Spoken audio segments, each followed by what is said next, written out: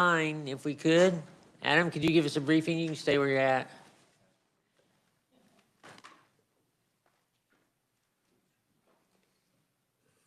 Thank you, Mr. Chairman.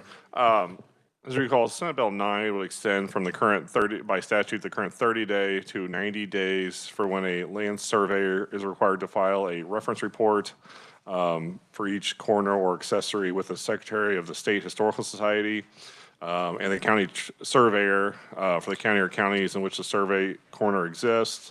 Also provision that would provide that if in the event no county surveyor would exist, the survey, may be filed with an office designated by the county commission. There's a few additional deadlines. File reports that are extended from 30 to 90 days. In the event that United States Public Land Survey corner or any related accessory is likely to be altered, removed, damaged, or destroyed, and that there is a extended period of time to file a restoration report within such extended period of time.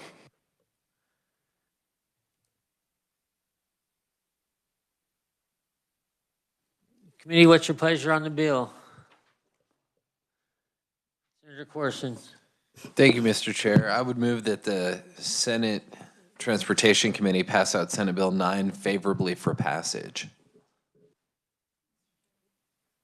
Senator Warren. Thank you, Mr. Chair. Is this of a nature that maybe it might be appropriate for the consent calendar? It's fairly non-controversial. It's just up to the committee. Just a thought. Senator Corson. I would be glad to amend my motion if that is the will of the committee. Be glad to do that, Mr. Chair. I think we do have one question. Senator Tyson. Mr. Chairman, it wasn't a question. I was going to make the suggestion of the consent calendar also. Thank you. Okay. I'd be glad to go ahead and amend my motion to be that the Senate Transportation Committee pass out Senate Bill 9 favorably for passage and recommend placement of it on the consent calendar. Seconded by Senator Warren. Any further discussion? Seeing none. All those in favor signify by saying aye. Those opposed? Motion carried. It's on its way. Yeah, we're going to do bill introductions next. Committee note, today is the last day for bill introductions in our committee. Monday actually is, but today, if someone has one, you can do it now. If you have one later on this afternoon, we could do a meeting to rail if necessary. Committee, you might note the agenda is pretty blank for next week. It's all meeting on call of the chair. As soon as we get our bills in, we'll update it. I do not intend to meet on Monday, though, just to give you a heads up. Oh, apologize for that. Senator Bowers. Thank you, Mr. Chairman. You just moved on so fast. I do have an introduction of RS 0919, and it's a bill for the digital driver's license. There's a companion bill in the House side as well. I thought we could introduce it in here, see if we'd like to have that discussion.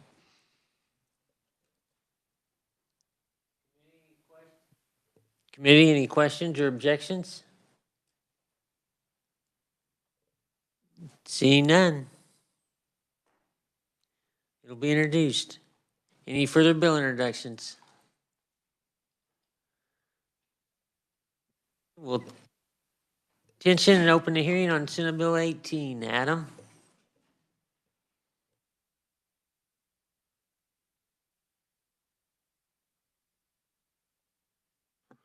Thank you, Mr. Chairman. Senate Bill 18 would provide for a new distinctive license plate, the Hunter Nation distinctive license plate. Initial registration and subsequent renewals would be made through the county treasurer.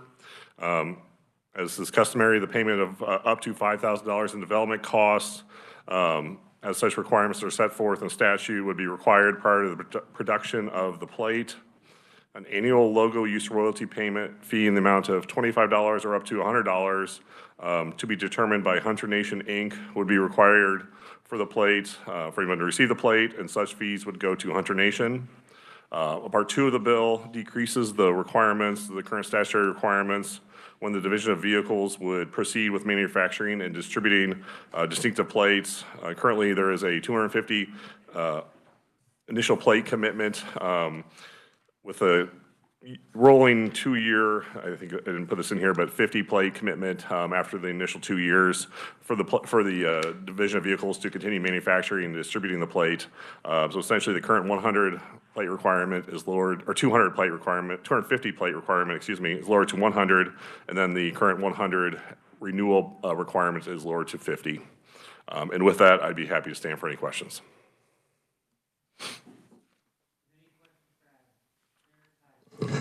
Thank you, Mr. Chairman. Thank you, Adam. I just want to clarify, the 100-plate limit has also been used for other license plates. This is not a new precedence, is that correct?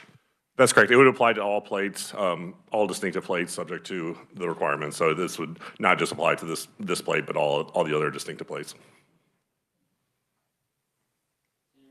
Thank you, Mr. Chair. That was kind of the line of my question. So the 100 plate limit would apply to the distinctive license plates already in existence, so it would go backwards as well as looking forward.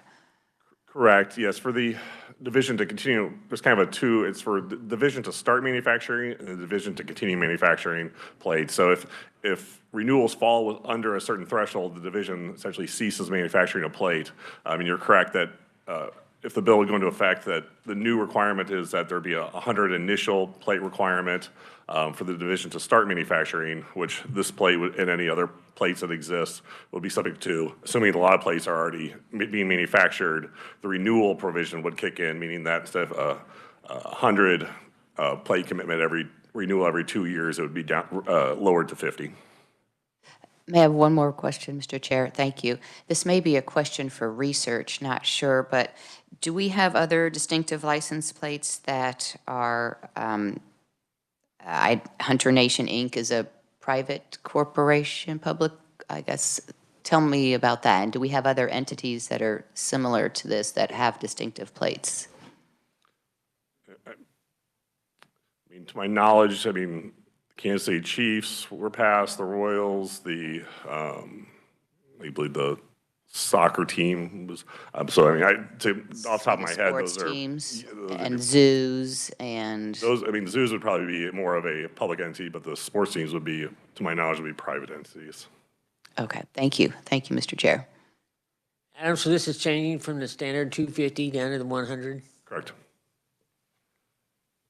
Okay. Any further questions?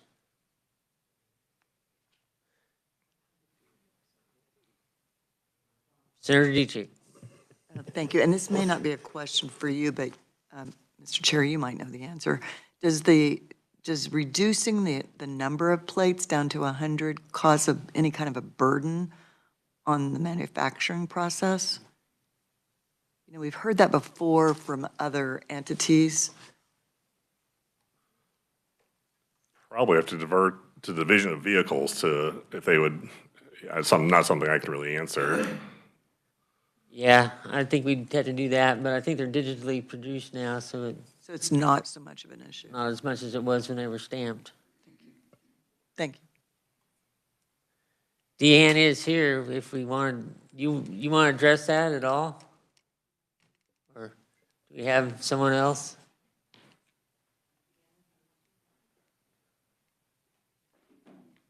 Thank you, Adam.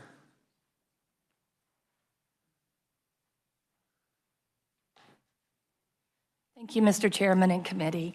I'm Deanna Shepard, Senior Manager for Division of Vehicles for KDOR. On the reduction of the required number of plates from 250 to 100 does cause an issue, has a net effect of increasing the state cost and managing increasing numbers of plate types with little return to the division and/or the state printers or partners of that continued management for multiple types of plates. So meaning it would open it up to more and more plates coming in with an overhead to the state of Kansas and to the distributor who has to design and develop these plates. Senator Tyson. Mr. Chairman, if I understand, this was the pro-life parameters, the plate for other, these are the parameters that we did for other license plates. No, it's always been a requirement of 250.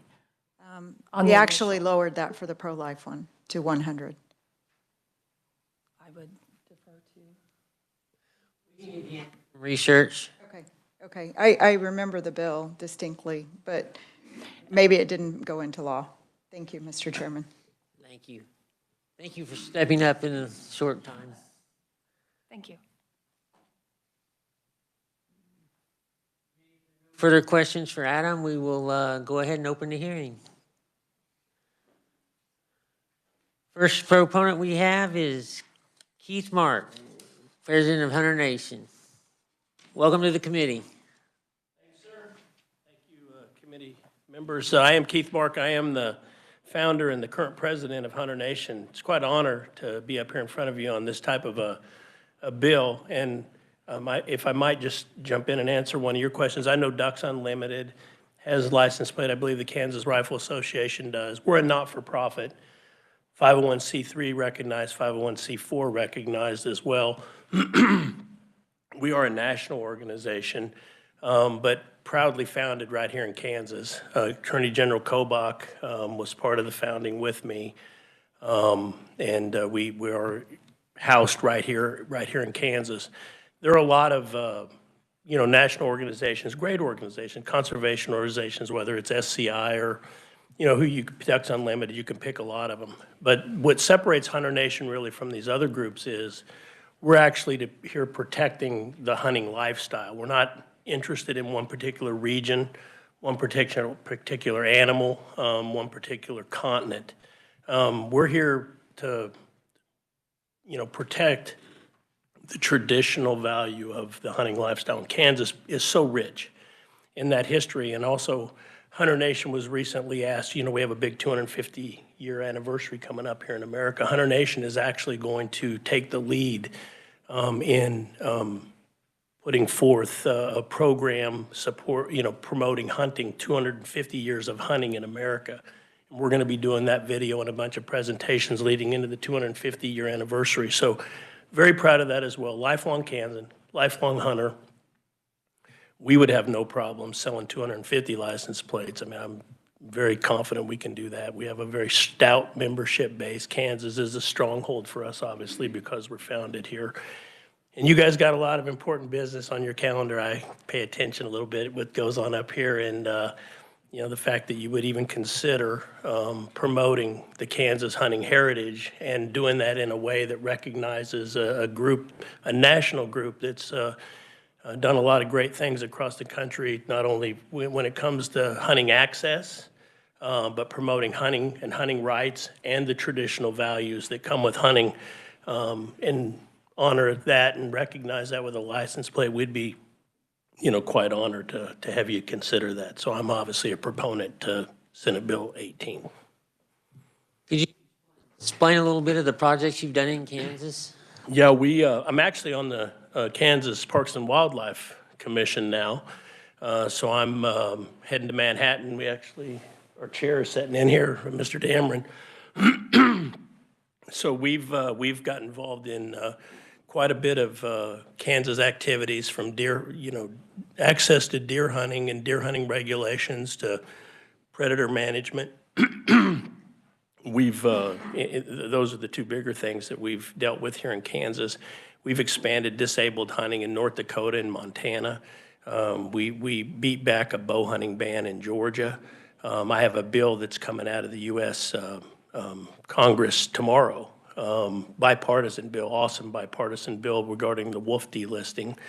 So we're very, very active locally, statewide, and then also nationally. But yeah, we've done many mailers here in Kansas. We have probably 5,000 members in Kansas, and we've never been a membership organization until now. We've been more of a informational activist type of an organization, boots on the ground type of thing. But we are now, we have a chairman of the board now that has provided direction along with Attorney General Kobach, and our board wants to expand membership. We want to gain 25,000 members this year alone. And then try to reach 1 million members here in the next 3 years is what our goal is, so. Committee questions? Senator Tyson. Thank you, Mr. Chairman. Thank you, Keith, for being here and all you do for hunting and conservation and habitat. I'd just like to confirm, I know you stated, but you would be amenable to amending the bill to 250 and making it standard what the rest of the license plates are? Sure we would. Okay, great. If we couldn't do that, we probably wouldn't deserve the license plate, I wouldn't reckon. Okay, thank you. Senator Corson. Thank you, Mr. Chair. Following up on Senator Tyson's question, would you also be okay if we kept it for the subsequent 2-year periods at fewer than 125, moving up from 50, which is, so currently it's 125. The bill would lower it to 50 in subsequent 2-year periods. Or would you be okay if we did not make that change and we just left it at 125 in subsequent 2-year periods? I would defer to you guys on Okay. that. I mean, I'm not, I wasn't prepared to come up here and banter about how many license plates we thought we could or couldn't sell. I think I mean, Ted Nugent's on my board, and I think if we just said, hey, we're going to put on a jamboree out here at the Shawnee County Fairgrounds, and your only ticket would be if you had a Hunter Nation license plate, I reckon we'd sell a few. Sure, sure. Okay, that's great to know. I just wanted to check on that piece as well. So thank you, Mr. Chair. Thank you. Committee, further questions?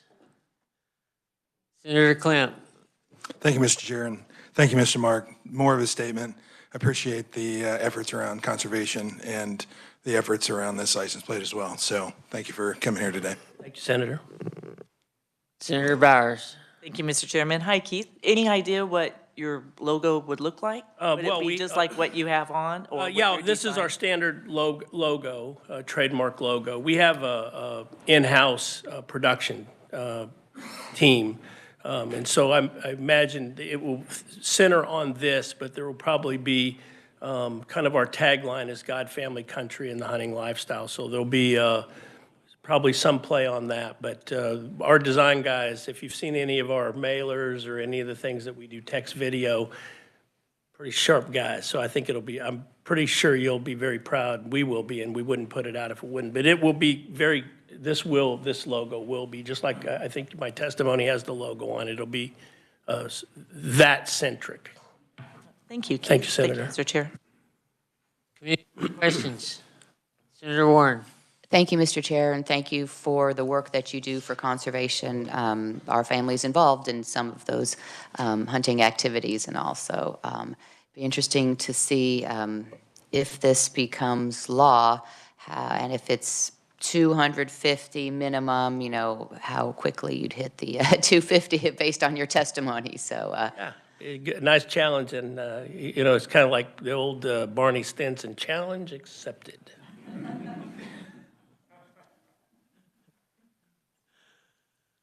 Committee, further questions?